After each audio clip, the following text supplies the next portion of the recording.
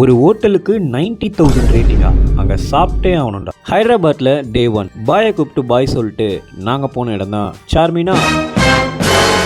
இறங்கின உடனே எடுற அந்த ராஸ்பெரி டெசர்ட்ன்ட்டு அதை வாங்கி ட்ரை பண்ணோம். It was okay. நெக்ஸ்ட் நிம்ரான்னு ஒரு கடை, அங்கே போயிட்டு சாயும் மஸ்கா பண்ணோம், உஸ்மானியன் பிஸ்கெட்டும் சாப்பிட்டோம். சும்மா சொல்லக்கூடாது, செம்ம டேஸ்ட்டாக இருந்துச்சு.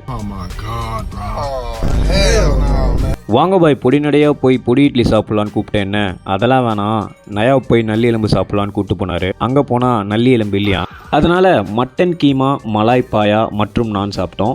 எனக்கு மலாய் பாயா ரொம்ப பிடிச்சிருந்துச்சி, பட் அந்த மட்டன் கீமா நான்வெஜ் வடகரி மாதிரியே இருந்துச்சு. ஃபைனலி அந்த 90,000 ரேட்டிங் இருக்க ஹோட்டலுக்கு சாப்பிட்லான்னு டிசைட் பண்ணோம். நீங்கள் டிசைட் பண்ணால் மட்டும் போதாது, நாங்களும் டிசைட் பண்ணோன்னு வெயிட்டர் சொன்னார். ஏன்னா அங்கே அவ்வளோ கூட்டம். அந்த கூட்டத்தை வீடியோ எடுக்க முடியல, அதனால் இந்த கூட்டத்தை வச்சு மேனேஜ் பண்ணிக்கோங்க.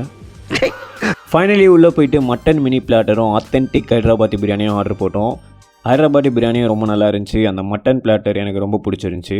டே 2ல் சந்திப்போம். பாய்.